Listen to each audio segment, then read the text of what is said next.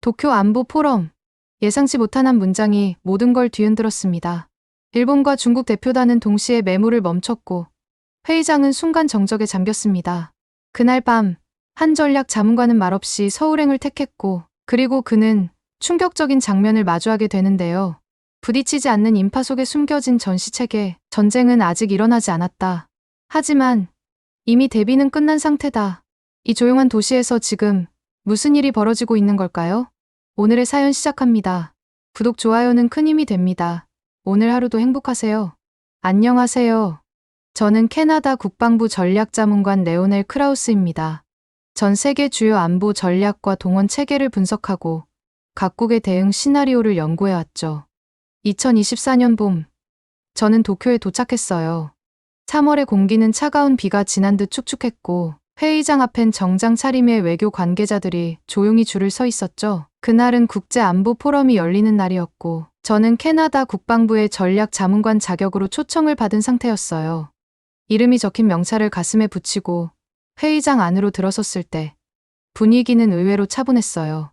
하지만 그 조용함은 오래가지 않았죠. 한국은 유사시 수백만 명의 전투 동원이 가능합니다. 발표자는 그렇게 말하며 스크린에 그래프 하나를 띄웠어요.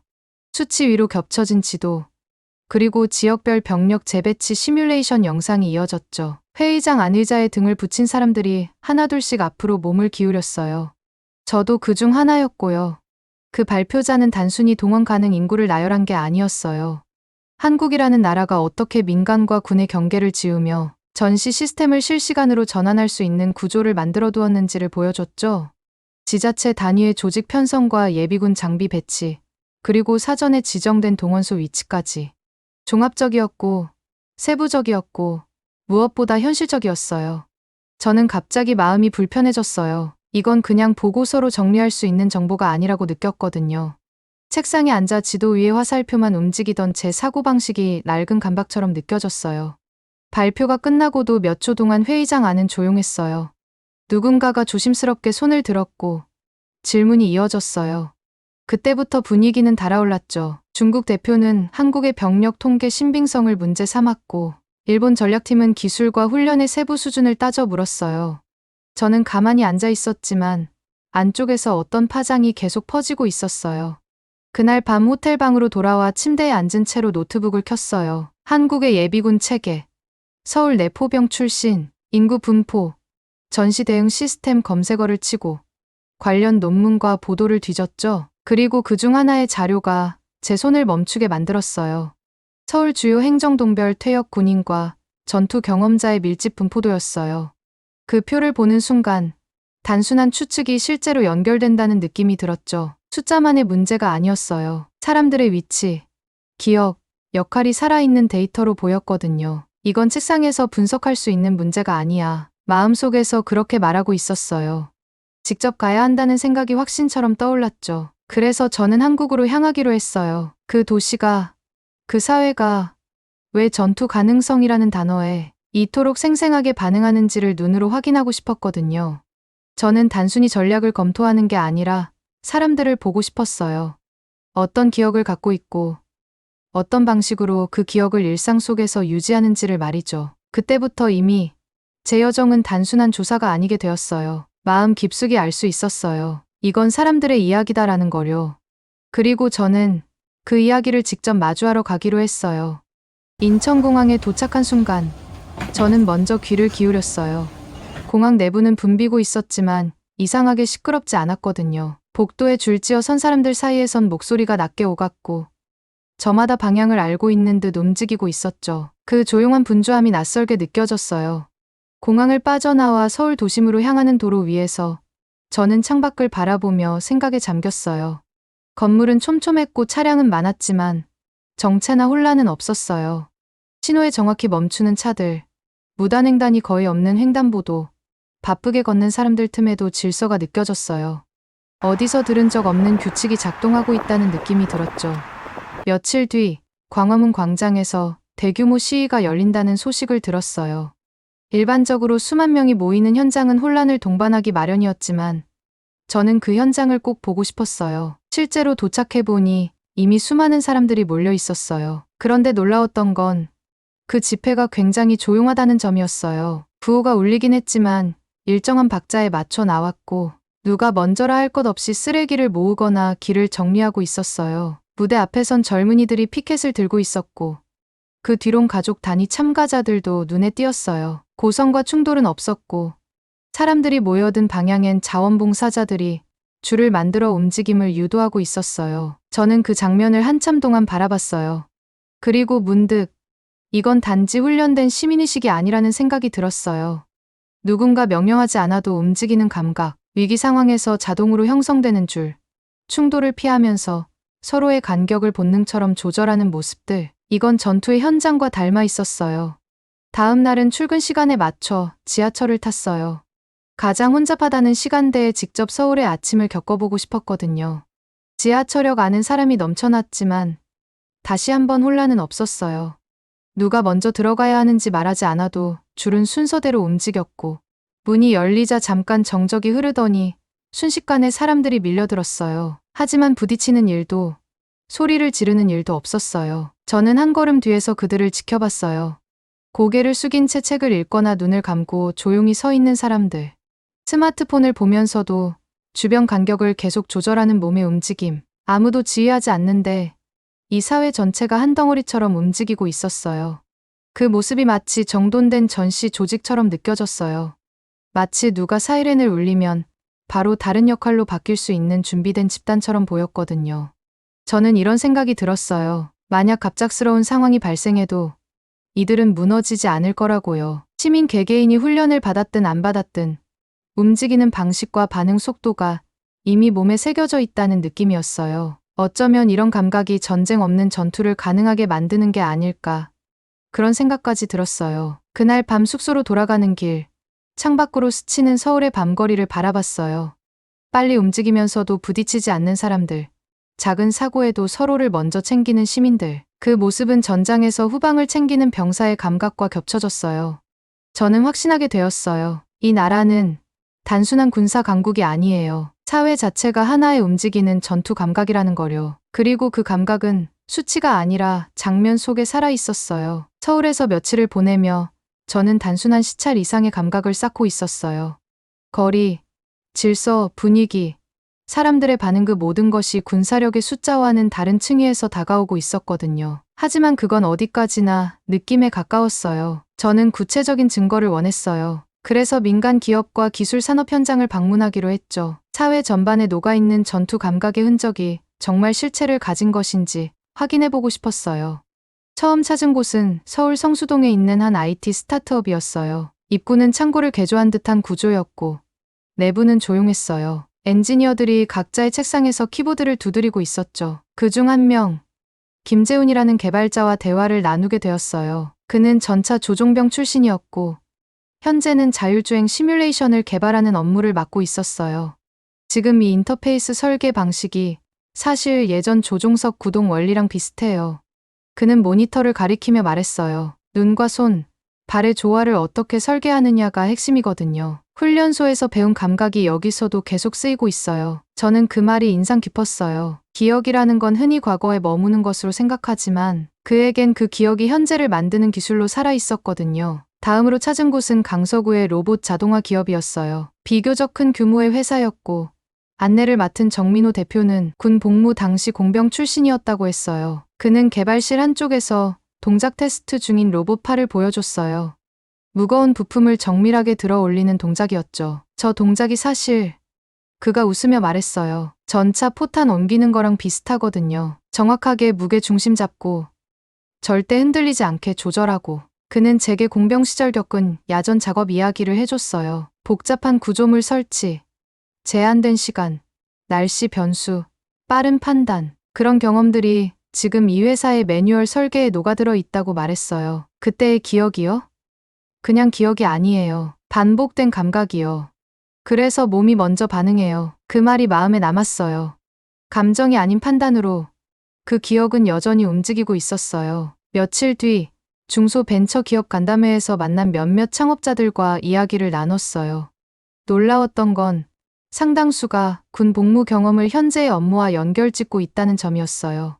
드론 회사를 운영하는 이승호 대표는 정찰병 출신이었고 소프트웨어 보안 업체 대표 박지우 씨는 통신병 출신이었어요. 그들은 각자의 제품 개발 과정에서 전장의 감각이 의외로 자주 떠오른다고 말했어요. 저는 그들의 말을 들으며 마치 한국이라는 사회 전체가 거대한 기억 시스템처럼 느껴졌어요. 각자의 위치에서 분리되어 살아가는 듯하지만 위기나 변화의 순간이 오면 그 기억이 다시 재조립되어 움직이는 구조였어요. 군 복무라는 단어가 단순한 청년기의 경험이 아니라 일종의 감각적 플랫폼처럼 작동하고 있었던 거죠. 그날 밤 저는 노트북을 켜고 한 문장을 적었어요. 이 나라는 병력을 해산한 게 아니라 일상 속에 조용히 흩뿌려두고 있었어요. 그 문장을 쓰는 순간 그동안 제가 느꼈던 모든 퍼즐이 맞춰지는 것 같았어요. 이들은 잊은 게 아니었어요. 다만 일상 속에 조용히 저장해두고 있었던 거예요. 그리고 필요할 때 언제든 다시 꺼낼 준비가 되어 있었던 거죠. 그게 바로 한국의 민간 사회가 가진 살아있는 전장의 흔적이었어요. 그날은 유난히 하늘이 맑았어요. 서울 광화문 거리를 걷던 저는 우연히 오래된 약국 간판을 보고 문을 열었어요. 아무런 목적 없이 그냥 끌렸던 거였어요. 약국 안은 조용했어요. 진열장 너머로 약 상자들이 가지런히 놓여 있었고 카운터 뒤 의자엔 하얀 가운을 입은 나이 드신 신약사분이 앉아 있었어요.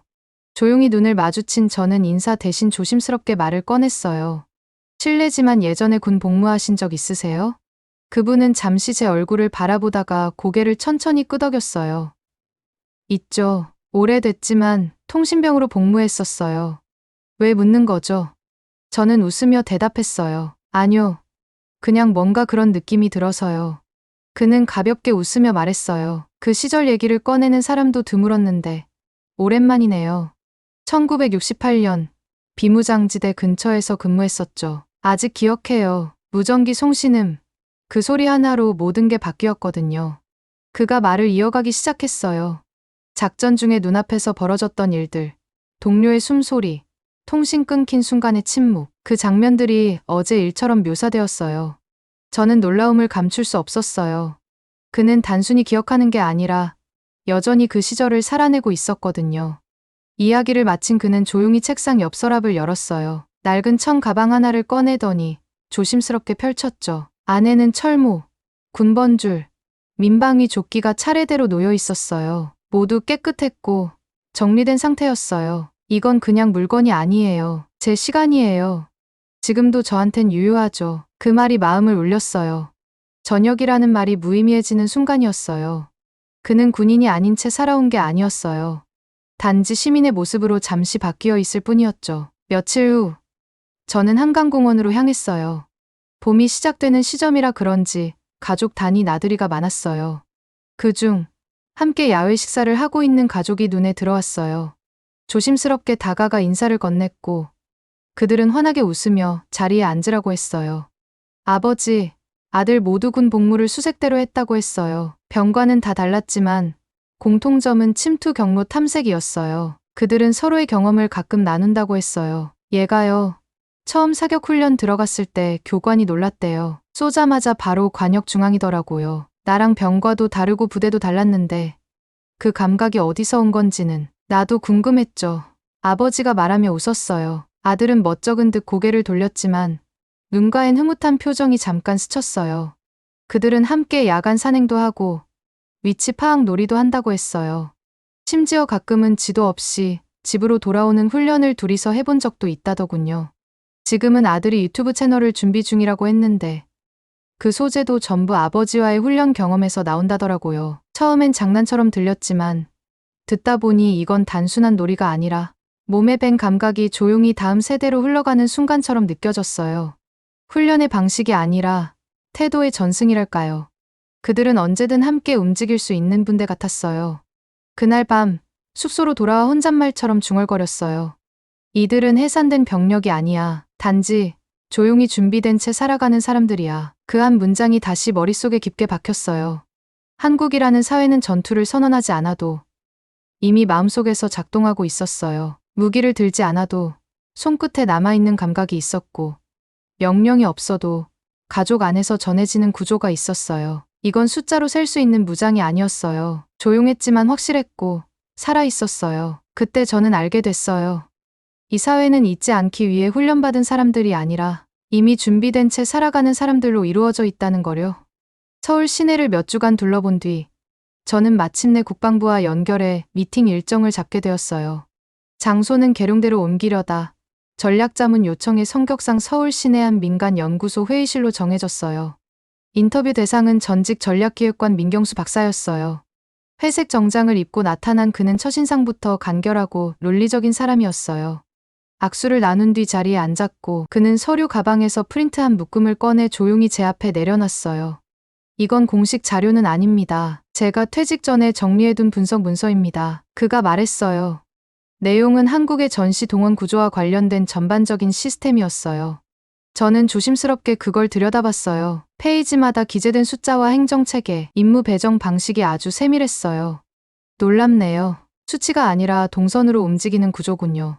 제가 말하자 그는 천천히 고개를 끄덕였어요. 맞습니다. 우리는 군인을 만들어두는 게 아니라 분해된 병력을 사회 곳곳에 배치해두는 구조죠. 전역한 그날부터 각자의 위치와 역할은 민간 속에 살아있어요. 그 말이 꽤 낯설었지만 어딘가 강하게 다가왔어요. 그는 슬라이드 하나를 열었고 실제로 한 지역 동원소의 내부 배치 구조와 훈련 시스템을 보여줬어요. 누구나 출신 병과에 따라 사전에 동원 계획이 정해져 있었고 특정 장비는 인근 창고에 지정된 상태였어요. 유사시 몇 시간 내에 연락망을 통해 조직화되는 방식이었죠. 이 시스템은 병사 개개인을 예외 없이 포함합니다. 행정구역 단위로 재정렬되고 과거 복무 내용까지 반영됩니다. 심지어 가족 구조나 직장 정보도 동원소 판단 기준에 일부 반영되죠. 저는 그 설명을 들으며 앞서 만난 노인과 가족들의 얼굴이 떠올랐어요. 단지 누군가의 기억으로만 남아있던 것이 아니었어요. 그것은 이미 국가적 레벨에서 살아있는 구조였어요. 감정과 전략, 일상과 체계가 동시에 작동하는 시스템이었어요. 그럼 동원령이 떨어지면 수십만 명이 사흘 내에 편성된다는 게 가능하다는 말씀이신가요? 제가 묻자 그는 잠시 숨을 고르고는 단정적으로 말했어요. 사흘까지 필요하지 않을 수도 있습니다. 현재로선 48시간 내 조직화가 가능하다는 보고도 있습니다. 그 말은 단순한 자신감이 아니었어요. 경험에서 우러난 확신처럼 느껴졌어요. 우리는요? 그가 말을 이었어요. 전투를 명령하는 나라가 아니라 전투를 기억하는 국민을 보존하는 나라예요. 그 말 한 줄이 그날 대화의 전부를 요약하는 듯했어요. 문득 심장이 조용히 두근거리기 시작했어요. 너무 과장되지 않은 단어였지만 어떤 강한 울림이 가슴 안쪽으로 스며들었어요. 인터뷰가 끝나고 돌아오는 길, 저는 지하철 안에서 사람들을 바라봤어요. 각자 스마트폰을 보거나 조용히 앉아있는 모습이었지만 제 눈엔 다르게 보였어요. 그들은 침묵 속에서 대기하고 있는 전력처럼 느껴졌어요. 일상이라는 이름의 옷을 입었지만 그 속엔 같은 작전 문서가 담겨 있는 듯했어요. 우리는 전역한 병사를 해산시키는 게 아니라 생활 속으로 분해해두는 거다. 그의 말이 자꾸 맴돌았어요. 한국이라는 나라는 병력이 없는 게 아니라 어쩌면 늘 대기 상태인 거였어요. 사람들 안엔 반응이 남아있었고 사회 속에 전력을 숨기고 있는 방식으로요. 그 순간 저는 이 나라의 군사력이 단순한 무기나 병력이 아니라 사람을 움직이게 만드는 구조와 그 구조를 익힌 태도 위에 서 있다는 걸 깨달았어요. 그리고 그것이야말로 제가 도쿄에서 받았던 충격의 정체였어요. 수치가 아니라 감각이었어요. 명령이 아니라 이미 배어있는 태도였어요. 귀국 전날 저는 인천공항 안의 조용한 커피숍에 앉아 있었어요. 커피 향이 은은하게 퍼지는 공간에서 노트북을 펼쳐 그동안의 기록을 정리하고 있었죠. 창밖으론 붉게 기운 햇살이 활주로 위로 퍼지고 있었고 제 마음도 그 빛처럼 조용히 가라앉고 있었어요. 그때 정장을 말끔히 차려입은 노신사 한 분이 들어오셨어요. 자연스럽게 제 옆 테이블에 앉으신 그분은 옷깃을 정리하며 가볍게 숨을 고르셨어요. 처음엔 단순한 인상이었어요. 하지만 뭔가 이상하게 끌리는 느낌이 들었어요. 몇 분쯤 지나자 그는 주머니에서 작은 책자 하나를 꺼내 들었고 그 안엔 낡은 흑백 사진이 끼워져 있었어요. 자연스럽게 시선이 그쪽으로 향했고 저도 모르게 조심스레 말을 건넸어요. 사진, 군 시절이신가요? 그는 제 눈을 천천히 바라보다가 고개를 끄덕이며 입을 열었어요. 그때가 벌써 50년도 넘었네요. 전 방공포 부대에서 복무했어요. 강원도 산 위에서 겨울을 뚫으며 지냈죠. 그의 말은 더듬거리지 않았고 눈빛엔 생생한 감정이 남아 있었어요. 저는 조용히 이야기를 들었어요. 그는 복무 중 구조 작전에 참여했던 일, 실전과 가까운 전투 훈련에서 생겼던 사고, 그리고 부대원들과의 마지막 인사까지 아주 구체적으로 떠올리셨어요. 이야기의 끝에서 그는 커피잔을 내려놓으며 말했어요. 내가 군인이라는 걸 잊은 적은 한 번도 없어요. 그저 잠시 시민으로 돌아와 있는 것뿐이죠. 그 말이 심장을 건드렸어요. 너무 담담해서 오히려 더 강하게 느껴졌어요. 저는 더 묻지 않았어요. 다만 그 한마디가 한국이라는 사회의 본질을 요약해주는 것 같았거든요. 그 순간 저는 알 수 있었어요. 이 나라의 병력은 군복 속에 있는 것이 아니라 사람들의 태도와 몸에 남은 반응 속에 있었어요. 그리고 그 반응은 시간이 지나도 사라지지 않았고 일상 속에서도 조용히 작동하고 있었어요. 공항으로 향하는 길, 차창 밖의 풍경이 더 깊게 다가왔어요. 길을 걷는 사람들, 횡단보도 앞에서 멈추는 발걸음, 서로 부딪히지 않는 거리감. 그 모든 일상이 하나의 작전처럼 보였어요. 출국 수속을 마친 뒤 저는 활주로를 바라보며 마지막 기록을 남겼어요. 한국의 전투력은 숫자가 아니다. 그것은 감각이다. 명령이 없어도 움직이는 사람들. 예고 없이 대응할 수 있는 질서. 그리고 그것을 삶의 일부로 받아들이는 사람들. 이 나라는 병력을 보유한 국가가 아니라 전투 기억을 공유하는 사회다. 비행기가 천천히 활주로를 움직이기 시작했어요. 창밖에서 멀어져가는 서울의 도시빛을 바라보며 저는 조용히 눈을 감았어요. 마음속에 남은 건 어떤 분석도 전략도 아닌 아주 단단한 확신 하나였어요. 이 사회는 준비되어 있었어요. 언제든, 누구든, 조용히, 그리고 정확하게. 이 사연을 듣다 보니 한 가지가 선명하게 다가왔습니다. 이야기의 주인공은 단순히 전략 자문관이 아니었습니다. 그는 숫자를 넘어 사람을 보았고 전력이 아닌 삶에 새겨진 흔적을 발견했습니다. 그리고 그 흔적은 조용히 이 나라를 움직이고 있었죠. 우리는 종종 군사력이라는 말을 들을 때 무기와 병력 수를 떠올립니다. 하지만 한국이라는 사회는 그보다 훨씬 더 정교하고 조용한 방식으로 움직이고 있었습니다. 전역은 끝이 아니라 시작이었고 복무는 시간이 지나도 몸 안에 남아있던 감각으로 계속 살아있었던 겁니다.